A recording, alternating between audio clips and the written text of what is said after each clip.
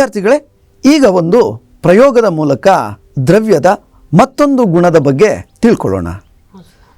ಪ್ರಜ್ವಲ್, ನಿನಗೇನ ಪ್ರಶ್ನೆ ಇದೆಯಾ? ಸರ್ ಇದೆ. ದ್ರವ್ಯದ ಕಣಗಳು ನಮ್ಮ ಕಣ್ಣಿಗೆ ಕಾಣಿಸುತ್ತದೆ. ದ್ರವ್ಯದ ಕಣಗಳು ಯಾವಾಗ ಕಾಣಿಸ್ತವೆ, ಯಾವಾಗ ಕಾಣಿಸಲ್ಲ ಅನ್ನೋದನ್ನು ನೋಡೋಣ. ದ್ರವ್ಯದ ಕಣಗಳು ಅತ್ಯಂತ ಚಿಕ್ಕವು, ಬರೀ ಕಣ್ಣಿಗೆ ಕಾಣಿಸೋದೇ ಇಲ್ಲ. ಹಾಗಾದರೆ ಅವು ಕಾಣಿಸ್ಬೇಕು ಅಂತಂದರೆ ಎಷ್ಟಿರಬೇಕು, ಅವು ಎಷ್ಟು ಸೂಕ್ಷ್ಮ ಅನ್ನೋದನ್ನು ಒಂದು ಚಟುವಟಿಕೆಯ ಮೂಲಕ ತಿಳ್ಕೊಳ್ಳೋಣ. ವಿದ್ಯಾರ್ಥಿಗಳೇ, ಈಗ ನಿಮ್ಮೆದುರು ಈಗ 5 ಬೀಕರ್ಗಳನ್ನು ಇಟ್ಟಿದ್ದೇನೆ. ಮೊದಲನೇ ಬೀಕರಲ್ಲಿ 100 ml ನೀರನ್ನು, ಉಳಿದ 4 ಬೀಕರ್ಗಳಲ್ಲಿ 90 mlನಷ್ಟು ನೀರನ್ನು ಇಟ್ಕೊಂಡಿದ್ದೇನೆ. ಸರ್, 4ರಲ್ಲಿ 90 ಯಾಕೆ, 1ರಲ್ಲಿ 100 ಯಾಕೆ ಸರ್? ಯಾಕೆ ಅಂತಂದರೆ ಈಗ ಪ್ರಯೋಗದ ಮೂಲಕ ನೀನು ಅರ್ಥ ಮಾಡ್ಕೊಳ್ತೀಯ. ಯಾಕೆ ಅಂತಂದರೆ ಒಂದು ಲೆಕ್ಕಾಚಾರ ಹಾಕೋದಕ್ಕೆ ನಮಗೆ ಸುಲಭ ಆಗುತ್ತೆ ಅನ್ನೋ ದೃಷ್ಟಿಯಿಂದ. ಈಗ ಇದಕ್ಕೆ ನಾನು ಪೊಟ್ಯಾಷಿಯಂ ಪರಮಾಂಗನೇಟನ್ನು ಹಾಕ್ತೀನಿ. ಈ ಪೊಟ್ಯಾಷಿಯಂ ಪರಮಾಂಗನೇಟ್ ಕಾಣಿಸ್ತಾ ಇದೆಯಪ್ಪ ರಾಜೇಶ್? ಇದು ಪೊಟ್ಯಾಷಿಯಂ ಪರಮಾಂಗನೇಟ್. ಇದರ ಬಣ್ಣ ಡಾರ್ಕ್ ಪರ್ಪಲ್ ಅಥವಾ ನೇರಳೆ ಬಣ್ಣ.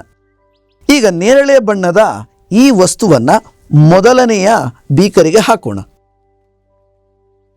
ಇದರಲ್ಲಿ ನಾನು ತೂಕ ಹಾಕಿ ಈಗಾಗಲೇ 0.001 ಮೋಲ್ನಷ್ಟು ಪೊಟ್ಯಾಷಿಯಂ ಪರಮಾಂಗನೇಟನ್ನು ತೆಗೆದುಕೊಂಡಿದ್ದೇನೆ.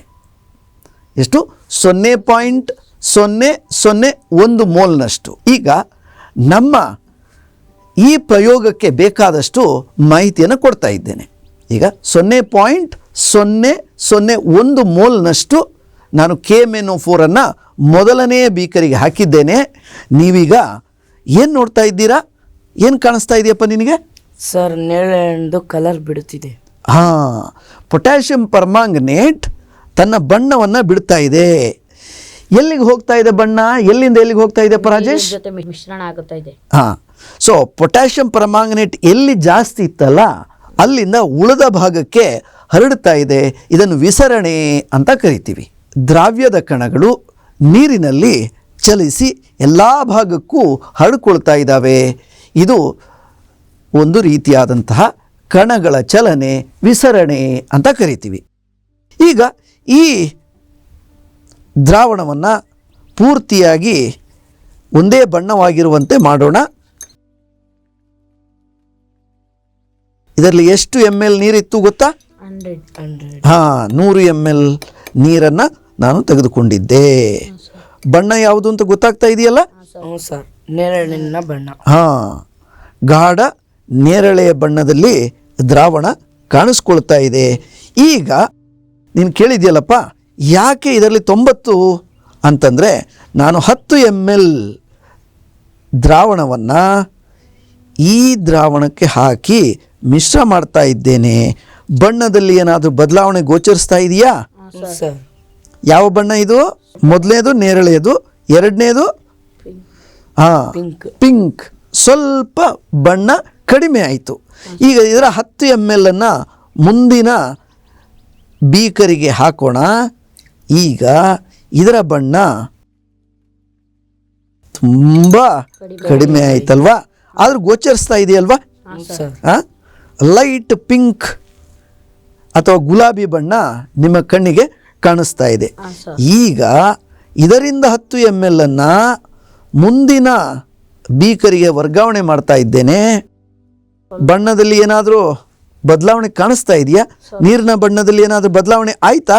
ಇಲ್ಲ ಸರ್, ಇದು ಅದಕ್ಕಿಂತ ಲೈಟ್ ಆಗಿದೆ ಸರ್. ಹಾಕಿದ್ದೇ ಗೊತ್ತಾಗ್ತಾ ಇಲ್ಲ. ಹಾಕೇ ಇಲ್ಲವೇನೋ ಅನ್ನುವಷ್ಟು ಬಣ್ಣ ಹಾಗೆ ಇದೆ. ಈಗ ಇದರಿಂದ 10 ml ಹಾಕ್ತೀನಿ. ಇದಕ್ಕೆ ಬಹುಶಃ ಈ ಪ್ರಯೋಗವನ್ನು ನೋಡದೇ ಇರೋರಿಗೆ ಇದನ್ನು ತೋರಿಸಿದರೆ ಖಂಡಿತವಾಗಿಯೂ ಅದರಲ್ಲಿ ಪೊಟ್ಯಾಷಿಯಂ ಪರ್ಮಾಂಗನೇಟ್ ಇದೆ ಅನ್ನೋದೇ ಗೊತ್ತಾಗೋದಿಲ್ಲ. ಹೌದಲ್ವಾ?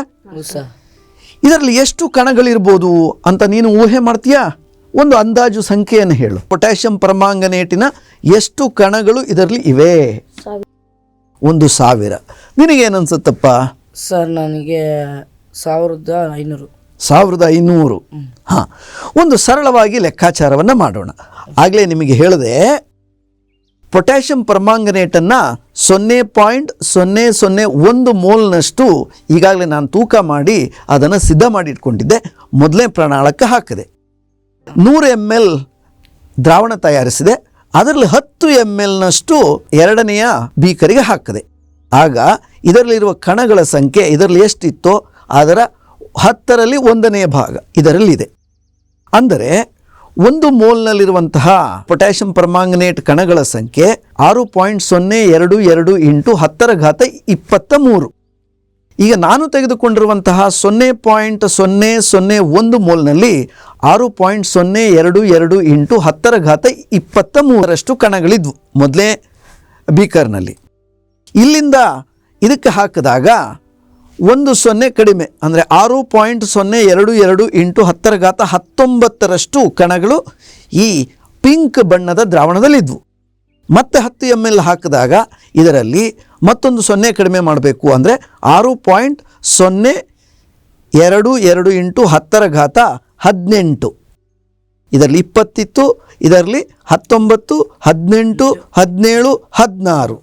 ಅಂದರೆ 6.022 ಇಂಟು 10⁻16. ಇದರಲ್ಲಿ 20 ಅಂತ ಹೇಳಿದೆ, 19, 18, 17, 16. 6.022 ಇಂಟು 10⁻16 ಅಂತಂದರೆ ಇದು ಕೆಲವೊಂದು ಬಿಲಿಯನ್ಗಳಷ್ಟು, ಎಷ್ಟು ಬಿಲಿಯನ್ಗಳಷ್ಟು ಸಂಖ್ಯೆಯಲ್ಲಿ ಪೊಟ್ಯಾಷಿಯಂ ಪರ್ಮಾಂಗನೇಟಿನ ಕಣಗಳು ಮಾತ್ರ ನಾನು ಹೇಳ್ತಾ ಇದ್ದೀನಿ, ನೀರಿನ ಕಣಗಳೆಲ್ಲ ಅಷ್ಟು ಇದ್ದರೂ ಕೂಡ ನಮ್ಮ ಕಣ್ಣಿಗೆ ಕಾಣಿಸ್ತಾ ಇಲ್ಲ. ಸೊ 6.022 ಇಂಟು 10⁻16ರಷ್ಟು ಕಣಗಳು ಇಲ್ಲಿದೆ. ಆದರೂ ಕೂಡ ಪೊಟ್ಯಾಷಿಯಂ ಪರ್ಮಾಂಗನೇಟ್ನ ಕಣಗಳು ಕಾಣಿಸ್ತಾ ಇಲ್ಲ ಅಂದರೆ ಅವು ಎಷ್ಟು ಚಿಕ್ಕದಿರ್ಬೋದು. ವಿದ್ಯಾರ್ಥಿಗಳೇ, ನೀವು ಊಹೆ ಮಾಡಿ ನೋಡಿ, ಅತ್ಯಂತ ಸೂಕ್ಷ್ಮ ಕಣಗಳು ದ್ರವ್ಯದ ಕಣಗಳು. ಹಾಗಾಗಿ ಬರೀ ಕಣ್ಣಿಗೆ ಅವು ಸುಲಭವಾಗಿ ಗೋಚರಿಸಲ್ಲ. ಒಂದು ನಿರ್ದಿಷ್ಟ ಪ್ರಮಾಣದ ವಸ್ತುವನ್ನು ತೆಗೆದುಕೊಂಡಾಗ ಮಾತ್ರ ಅವು ನಮಗೆ ಗೋಚರಿಸ್ತವೆ ಅನ್ನೋದು ಈ ಪ್ರಯೋಗದಿಂದ ಅರ್ಥ ಆಗುತ್ತೆ.